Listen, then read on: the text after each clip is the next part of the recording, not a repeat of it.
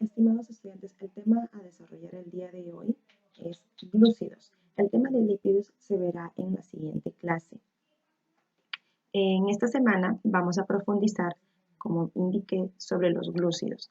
Cabe resaltar la importancia de este tema. Para esto es importante también conocer los objetivos de evaluación. Por ejemplo, en este caso, los objetivos es que ustedes puedan tener hechos, conceptos y terminologías acerca de los monómeros de los glúcidos, que conozcan las metodologías y técnicas para el dibujo de diagramas moleculares de distintos glúcidos, aplicando el programa JMOL. Explicaciones científicas en base a un texto relacionado al tema de glúcidos y lípidos. Recuerden los términos de instrucción. Dentro de esta semana vamos a ver los diferentes términos como el que es el definir, anotar o dibujar aproximadamente. Los instrumentos de evaluación son una rúbrica de diagramas, rúbrica de cuadro comparativo, guías de observación, entre otras. Muy bien, vayamos por favor a la plataforma y observemos el video número 1 para poder desarrollar el foro número 1. En el foro número 1 nos indica que debemos observar el video 1 y responder a la siguiente pregunta. Explique qué son los hidratos de carbono y mencione 4 ejemplos. Muy bien. Después de haber visto el video número 1 donde explica qué son los hidratos de carbono, cuáles son los ejemplos, vamos a profundizar qué son los glúcidos. Los glúcidos son monómeros y que se unen entre sí por reacciones de condensación para formar disacáridos y polímeros de polisacáridos.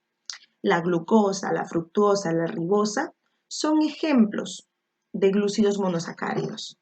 La estructura de las moléculas de glucosa y fructosa se vio en el tema anterior. Los monosacáridos se pueden combinar para crear moléculas más grandes. Sabemos que los monosacáridos son unidades individuales de azúcar. Los disacáridos consisten en dos monosacáridos unidos entre sí. Por ejemplo, la maltosa, que se forma al unir dos moléculas de glucosa. La sacarosa es otro ejemplo, que se forma uniendo una glucosa y una fructosa. Los polisacáridos constan de muchos monosacáridos unidos entre sí, como por ejemplo el almidón, el glucógeno y la celulosa. Son polisacáridos, todos ellos se forman al unir moléculas de glucosa. Más adelante describiremos cada uno de ellos. Cuando los monosacáridos se combinan, lo hacen mediante un proceso denominado condensación, que más adelante lo vamos a explicar. Esto implica la pérdida de un oxidrilo de una molécula y un hidrógeno de la otra molécula, que juntos forman agua. Por lo tanto, la reacción de condensación consiste en la combinación de subunidades y da como resultado agua.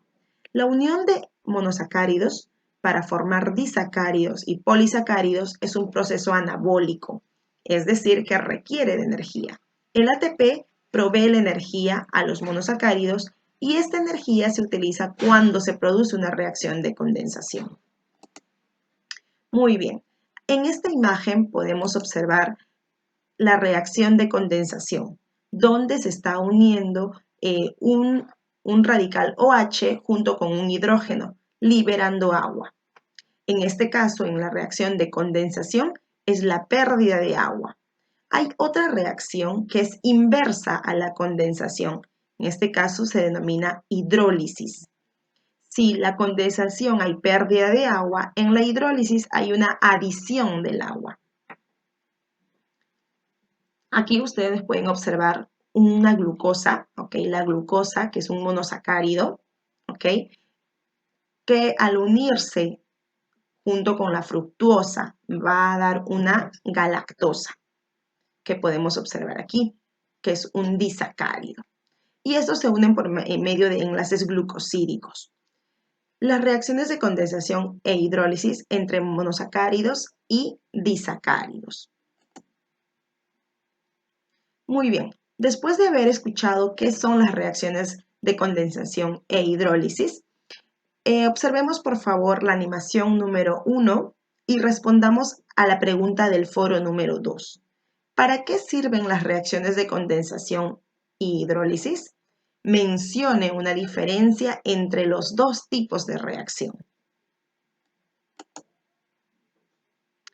Luego, después de haber visto sobre lo que es la glucólisis, hemos visto lo que es las reacciones de condensación e hidrólisis, detengámonos un momento a analizar.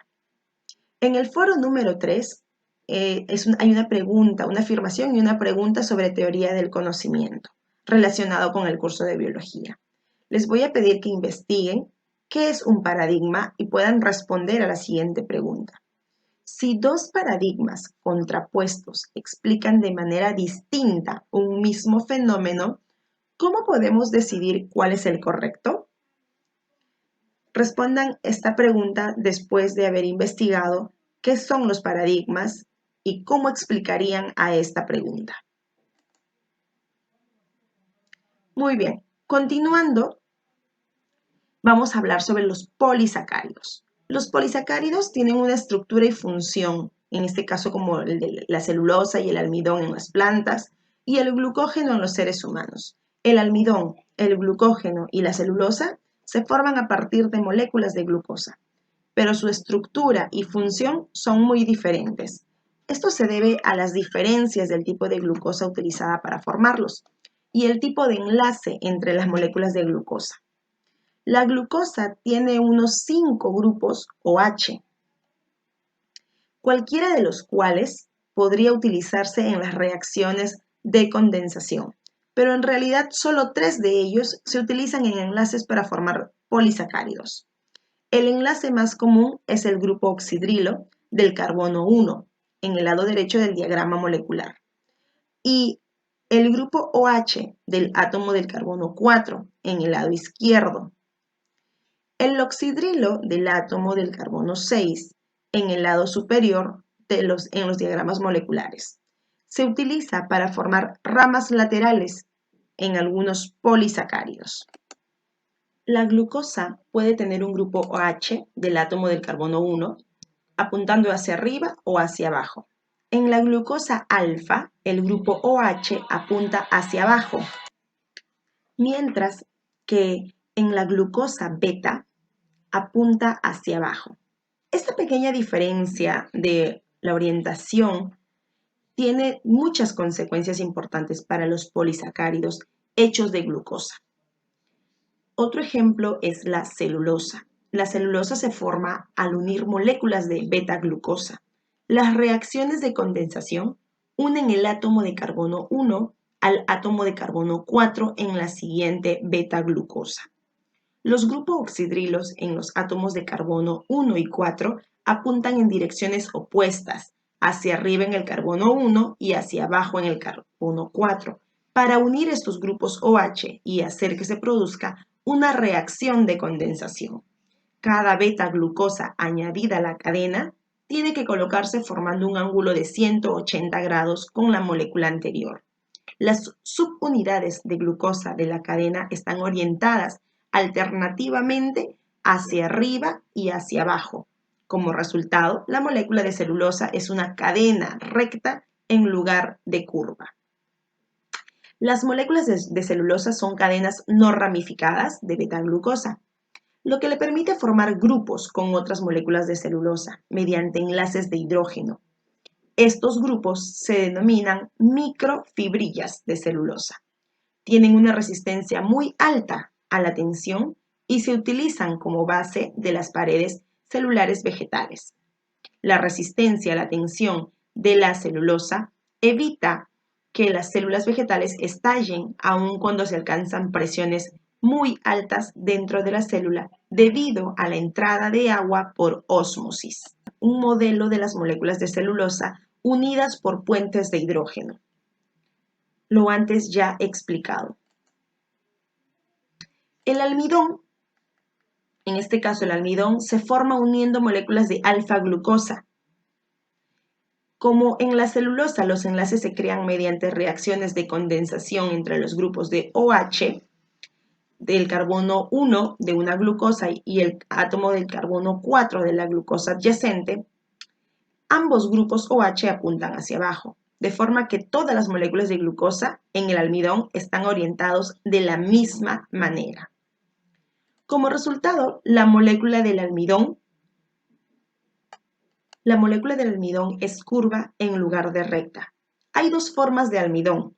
En la amilosa, la cadena de moléculas de alfa-glucosa no están ramificadas y forman una hélice. En la amilopectina, la cadena es ramificada, así que tiene una forma más globular, tal cual la pueden ustedes observar en esta imagen, donde tenemos a la amilosa y la amilopectina. En esta imagen se observa de más cerca la estructura molecular de una amilosa y de una amilopectina. Solo las células vegetales pueden producir almidón. Las moléculas de ambos tipos de almidón son hidrofílicas, pero son demasiado grandes para disolverse en el agua. Por tanto, son útiles cuando se necesita almacenar grandes cantidades de glucosa en la célula. Pero una solución de glucosa concentrada haría que entrara demasiada agua en la célula por ósmosis. El almidón se utiliza como almacén de glucosa y por lo tanto de energía en semillas y órganos de almacenamiento como las células de las papas. El almidón se crea como una forma de almacenamiento temporal en las células de la hoja cuando la fotosíntesis produce glucosa más rápido de lo que se puede ser exportada a otras partes de la célula.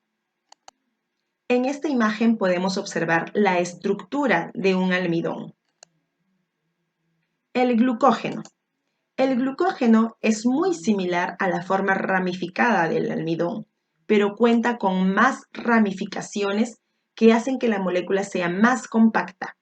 El glucógeno lo producen los animales y también algunos hongos. Se almacena en el hígado y en algunos músculos de los seres humanos. El glucógeno tiene la misma función que el almidón en las plantas. Actúa como un almacén de energía en forma de glucosa en las células. Cuando almacenan grandes cantidades de glucosa disuelta, podría causar problemas de ósmosis. Tanto el almidón como el glucógeno es fácil de agregar o retirar moléculas de glucosa. Se puede hacer cambios extremos de una molécula no ramificada o en cualquiera de los extremos de una molécula ramificada. Las moléculas de almidón y glucógeno no tienen un tamaño fijo y el número de moléculas de glucosa que contienen puede aumentar o disminuir. Con eso acabamos con los hidratos de carbono, los glúcidos. Habiendo terminada la parte teórica, se te va a pedir que por favor vayas a la plataforma Cubicol y desarrolles la actividad número 1, donde las indicaciones dicen: sintetiza tu información sobre los glúcidos y realiza un mapa mental. Recuerda leer la rúbrica de evaluación para poder cumplir con todos los criterios. Después de terminar la actividad, aquí puedes observar las referencias del texto extraído. Muchísimas gracias.